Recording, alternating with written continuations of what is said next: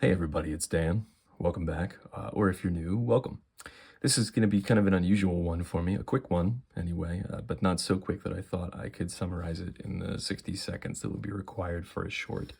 But what this is going to be is a look at the kit bash potential between the Wargames Atlantic Villagers set and the Wargames Atlantic Citizens of Rome set specifically. And this came about because there was a question, I think a fair one, in the comments section of the Villagers review that we did on how I thought that these kits would blend together.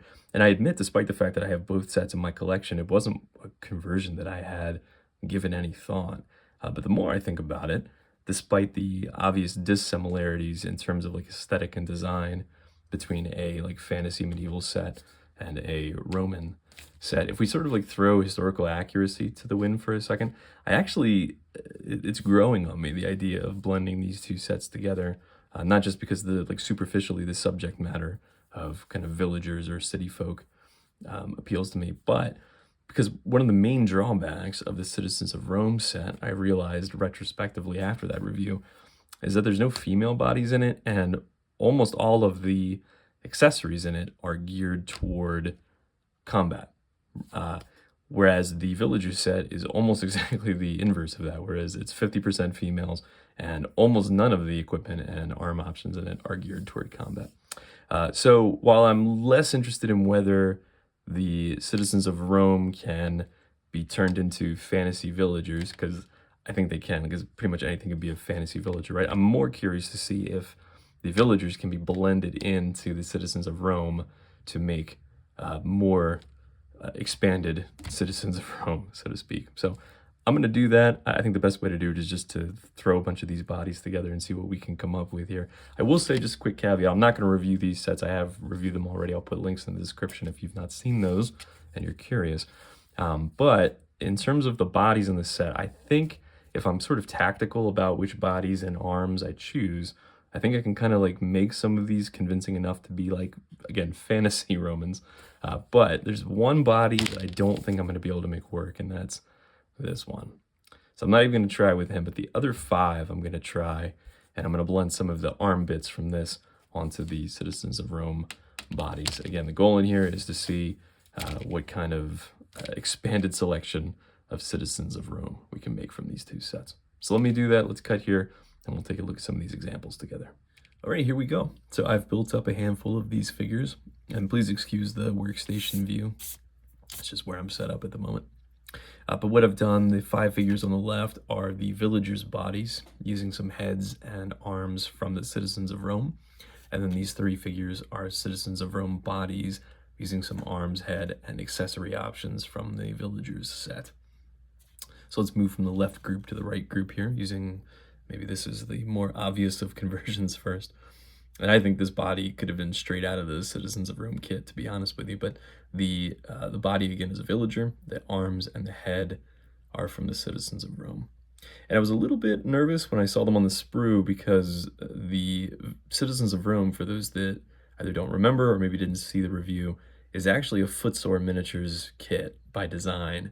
Wargames Atlantic just produces it on their behalf. So I was a little bit nervous that the heads and the hands might be slightly more heroically proportioned, but I think you'll agree that they are not. They, I think, blend together very nicely. So no issue with that guy at all. Moving to some female bodies here. Now the heads on all the female bodies, I should note, are from the Villagers set. This one actually might be from the Guards set, but you could just as easily have used a Villager's head, because the Citizens of Rome, of course, don't have any female bodies. And the arms I had to be a little bit more tactical with in selecting, because some of them are slightly beefier looking, but these arms are both out of the Citizens of Rome box. Yeah, I think that's convincing enough. The angle here, as I've said, is fantasy Roman. So don't don't get angry at me in the comments about this not being historically accurate. This is more just for fun. And this one too, so again, the head is from the Villagers set, but both the arms are from the Citizens of Rome. And this one, actually, I don't know if anyone else played Rome Total War, but this reminds me of the Arcanii unit that the Romans can take, speaking of fantasy Romans. So some kind of spy, pretty cool looking. Then there's this guy, which I just used my X-Acto knife to scrape off. He had buttons on his tunic, which was probably the only thing that screamed more modern to me, other than the length of the tunic, I guess. But even the boots, I don't think I have a problem with, because it's not like everybody just was barefoot or in sandals. There were some shoes and boots at the time, or at least, again, for our fantasy interpretation, I think it works here. But yeah, if you were a little bit more careful with filing work, I think you could make that perfectly smooth on the front. And yeah, I think that works for some kind of escaped gladiator. And then this one actually is a straight out of the box villager, but I wanted to throw her together to kind of juxtapose with this one, just to show you that I think they blend together really nicely. Even if you are just using bits from the villagers set, I think they mix together really well to give you a ton of variety, which is cool.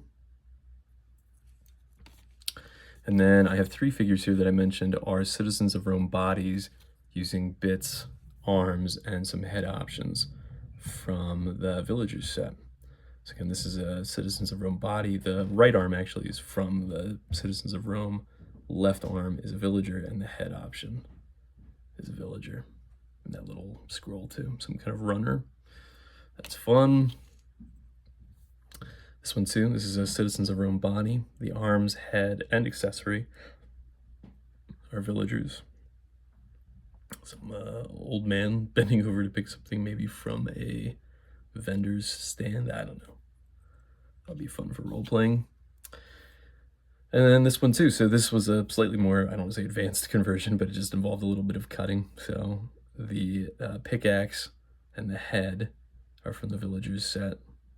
The body and the arms are from the Citizens of Rome. So yeah, I think these blend together great, to the point where if I were getting into Gangs of Rome, or maybe some Roman era role-playing game or something like that, I would at a minimum recommend picking up maybe a sprue of the villagers, just to sprinkle in some added variety for your modeling and hobby needs. So anyway, food for thought for you. I appreciate, again, I told you this would be a quick one, so I appreciate you dropping by for this one, guys. I got some more review and hobby content coming soon. But until next time, happy gaming.